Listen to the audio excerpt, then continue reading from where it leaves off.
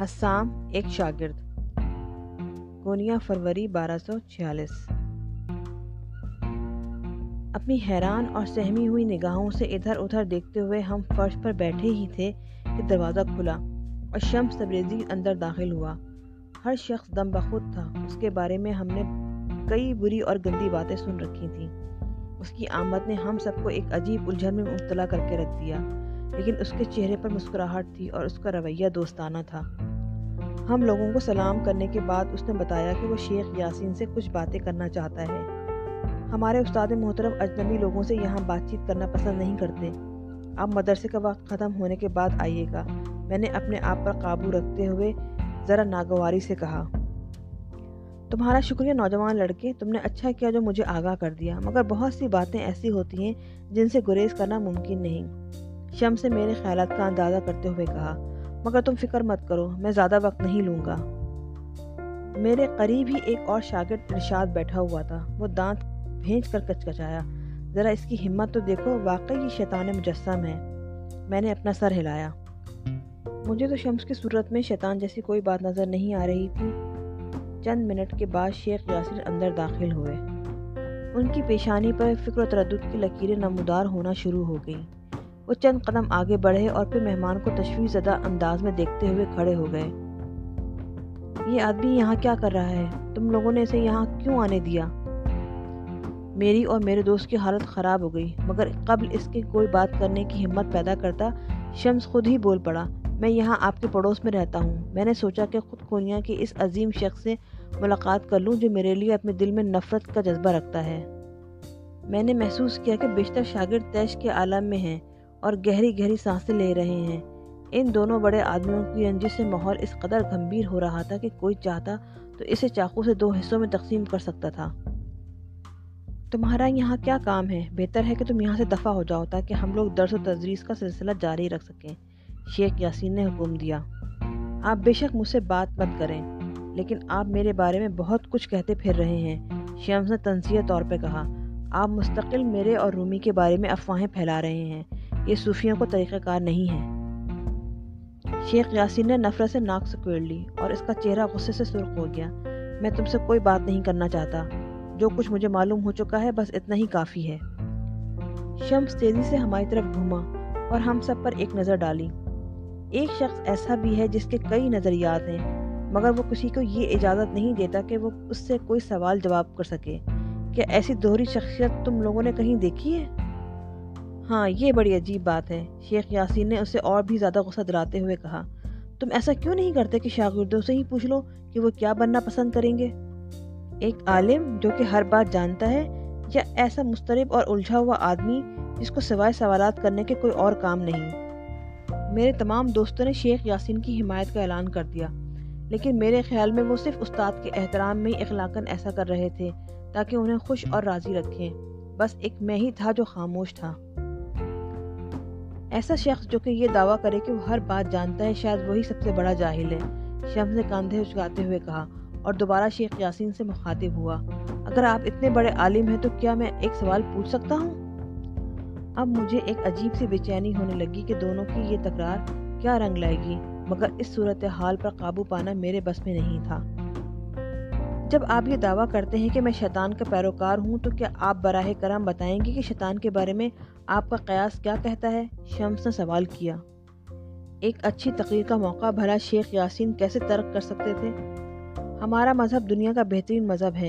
یہ شیطان ہی تھا جس نے آدم اور حوا کو جنت سے نکلوایا۔ ہمیں یہ سب علم رکھنا چاہیے اور اپنے بچوں کو بھی یہ بتانا چاہیے کہ شیطان مختلف صورتوں میں ہمیں ورغلاتا ہے۔ بعض اوقات وہ ایک جواری کے روپ میں ہمیں جوئے کی طرف راغب کرنے کی کوشش کرتا ہے، کبھی فاحشہ بن کر بہکاتا ہے، غرضیہ وہ طرح طرح سے ہمارے سامنے آتا ہے، اور کبھی ایک آوارہ گرد درویش کی صورت میں بھی آ جاتا ہے۔ یہ دلائل سن کر شمس مسکرایا۔ مجھے معلوم ہے کہ آپ کا اشارہ کس طرف ہے۔ مجھے یہ معلوم کر کے خوشی ہوئی کہ شیطان اندر نہیں بلکہ انسان کے باہر رہتا ہے۔ کیا مطلب ہے تمہارا؟ شیخ یاسین زور سے چلائے۔ جیسا کہ آپ کا مطلب ہے کہ شیطان بڑا ہی بدمعاش اور بے قابو ہے، کیا پھر خود انسان اس کے ذمہ دار نہیں ہے؟ جب اچھی باتوں پر ہم خوش ہوتے ہیں اور اللہ تعالیٰ کا شکر احسان مانتے ہیں تو پھر غلط کاموں کے لیے شیطان کو ذمہ دار سمجھنا چاہیے؟ دوسرے لفظوں میں ہم تمام تنقید اور امتحان سے بری الذمہ ہیں. یہ تو جان چھڑانے کا بڑا ہی آسان طریقہ ہے. باتیں کرتے کرتے شمس نے تیزی سے کمرے کا چکر لگانا شروع کر دیا. ایک ایک لفظ ادا کرتے ہوئے اس کی آواز مزید بلند ہوتی چلی جا رہی تھی. اگر ایک لمحے کے لیے فرض کر لیا جائے کہ شیطان کا کوئی وجود نہیں ہے تو کوئی بدرو اور آصف ہمیں پریشان نہیں کر سکے گی. یہ تمام بیہودہ اور لغو خیالات صرف ہمیں پریشان کرنے کے لیے گھڑے گئے ہیں اور اس طرح ہمیں ایک خاص پیغام دیا گیا ہے. اور وہ پیغام کیا ہے؟ شیخ یاسین نے دونوں ہاتھ اپنے سینے پر رکھتے ہوئے بڑے تھکے ہوئے لہجے میں پوچھا. آہا، تو بالآخر آپ بھی سوال پوچھنے پہ مجبور ہو گئے. شمس کے لبوں پر مسکراہٹ چھا گئی. پیغام یہ ہے کہ انسان کو سزا ملتی رہتی ہے. جہنم تو خود ہمارے اندر موجود ہے اور اسی طرح جنت بھی. قرآن میں کہا گیا ہے کہ انسان سب سے زیادہ قابل عزت ہے. ہم عظیم تر بھی ہیں اور پست تر بھی. اگر ہم صحیح نتیجہ اخذ کر سکیں تو ہمیں باہر سے شیطان کی طرف نظر ڈالنے کی ضرورت ہی نہیں پڑے گی. ضرورت اس بات کی ہے کہ اپنا جائزہ خود لیتے رہیں، نہ کہ دوسروں کی برائیوں پر نظر رکھیں. اب تم جا سکتے ہو اور اپنا جائزہ اچھی طرح لے سکتے ہو، شیخ یاسین نے سپاٹ لہجے میں کہا. ایک نہ ایک دن تمہاری خلاصی ہو جائے گی، لیکن یہ بھی خیال رہے کہ ایک اچھے عالم کا یہ فرض ہے کہ وہ معاشرے پر نگاہ رکھے. آپ کی بات درست ہے. اگر اجازت ہو تو ایک واقعہ سنانا چاہتا ہوں. شمس نے ایسے دلچسپ لہجے میں کہا کہ ہم اندازہ نہیں کر سکے کہ وہ سنجیدہ ہے یا مذاق کر رہا ہے. 4 سوداگر ایک مسجد میں نماز ادا کر رہے تھے کہ عین اسی وقت امام داخل ہوا. ایک سوداگر نے نماز روک دی اور پوچھا، مؤذن کیا نماز ہو چکی ہے یا ہمارے پاس ابھی وقت ہے؟ دوسرے نے بھی نماز توڑ دی اور اپنے دوست سے کہا، نماز کے دوران بولا نہیں کرتے، تمہاری نماز باطل ہو گئی، اب تمہیں دوبارہ پڑھنی ہوگی. تیسرا بول اٹھا، اس پر کیوں الزام دھر رہے ہو احمق کہیں کے، تم بھی تو اسی گناہ کے مرتکب ہوئے ہو. چوتھا مسکرایا اور تیز آواز میں بولا، ذرا ان لوگوں کو تو دیکھو کیسی مشکل پیدا کرتی ہے. خدا کا شکر ہے کہ میں اس معاملے میں خاموش رہا. یہ کہانی سنا کر شمس نے ہم لوگوں سے پوچھا، اب یہ بتاؤ کہ تمہارے خیال میں کس تاجر کی نماز باطل کہلائی جائے گی؟ جماعت میں سکوت چھا گیا. ہم لوگ آپس میں خسر خسر کرنے لگے. بالآخر ایک لڑکے نے کہا، پہلا نمازی معصوم تھا، دوسرے تیسرے اور چوتھے کی نماز باطل ہو گئی. پہلا والا تو صرف مؤذن سے کچھ معلوم کرنا چاہتا تھا. ٹھیک ہے، مگر اس کو اپنی نماز نہیں توڑنی چاہیے تھی. ارشاد نے اسے ٹوکا. دراصل پہلے 3 غلط تھے، لیکن چوتھے والے کو الزام نہیں دیا جا سکتا کیونکہ وہ خود سے باتیں کر رہا تھا. مجھے ان دونوں کی باتوں سے اختلاف تھا، مگر میں خاموش رہا.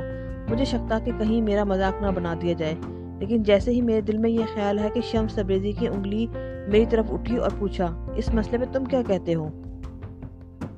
میں نے تھوک نگلا اور پھنسی پھنسی آواز میں کہا، اگر فرض کر لیں کہ چاروں غلطی پر تھے تو غلطی یہ نہیں تھی کہ نماز کے دوران باتیں کر رہے تھے.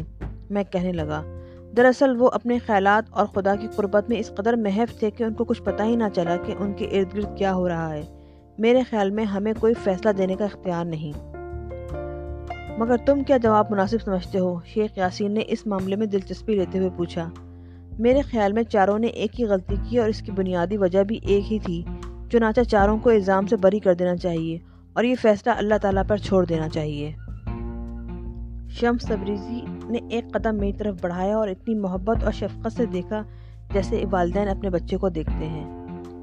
اس نے میرا نام پوچھا اور شیخ یاسین کو مخاطب کرتے ہوئے کہا، تمہارا یہ شاگرد حسام صوفیوں جیسا دل کا مالک ہے. مجھے اپنے کانوں پر یقین نہ آیا. میں خطرہ محسوس کرنے لگا کہ شیخ یاسین اس بات کو برا محسوس کریں گے اور بقیہ شاگرد بھی میرا مذاق اڑائیں گے، لیکن جلد ہی مجھے یہ خیال رد کرنا پڑا اور میرے خدشات دور ہو گئے. میں نے اپنی جگہ پہ بیٹھ کر شمس تبریزی کو دیکھا. جواب میں وہ بھی مسکرایا اور بات کا سلسلہ شروع کر دیا. صوفیوں کا کہنا ہے کہ ہمیں صرف اپنے اندر کے دشمن سے مقابلہ کرنا چاہیے، بجائے اس کے کہ ہم دوسروں کے بارے میں رائے زنی کریں. کوئی راسخ الاعتقاد عالم بھی اس بات کا مجاز نہیں کہ وہ دوسروں کی غلطیوں پر نظر رکھیں. یاد رکھو، جو دوسروں پر الزام دھرتا ہے شاید وہ خود بھی کسی اور غلطی کا ارتکاب کرتا رہا ہو.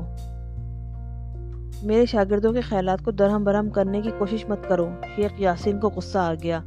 ایک عالم دوسروں کے معاملات سے غیر متعلق نہیں رہ سکتا. لوگ ہم سے طرح طرح کے سوالات پوچھنے آتے ہیں اور وہ یہ امید رکھتے ہیں کہ ہم ان کے سوالات کا مناسب جواب دیں گے تاکہ ان کی روشنی میں وہ اپنی زندگی کو ترتیب دے سکیں. یہ تو اچھی بات ہے، مگر معمولی باتوں میں زیادہ دخل اندازی دینے کی ضرورت نہیں ہے۔ شمس نے ایک گہری سانس لی۔ خدا کے احکام مکمل ہیں، ذرا ذرا سی تفصیل کو خواہ مخواہ کھرچنا مناسب نہیں۔ تفصیل؟ شیخ یاسین نے عجیب سے لہجے میں کہا۔ مختلف طبقے سنجیدگی سے عمل کرنا چاہتے ہیں اور علماء کا فرض ہے کہ ان کی صحیح رہنمائی کریں۔ یہ سن کر شیخ کا پارا چڑھ گیا۔ چند لڑکوں کا ہنس ہنس کا برا حال ہو گیا اور کچھ لڑکے بے چینی محسوس کرنے لگے۔ جماعت کا وقت ختم ہو رہا تھا۔ شیخ نے اعلان کیا کہ سب لوگ جا سکتے ہیں۔ ہم لوگوں کے ساتھ شمس تبریزی بھی باہر نکل آیا۔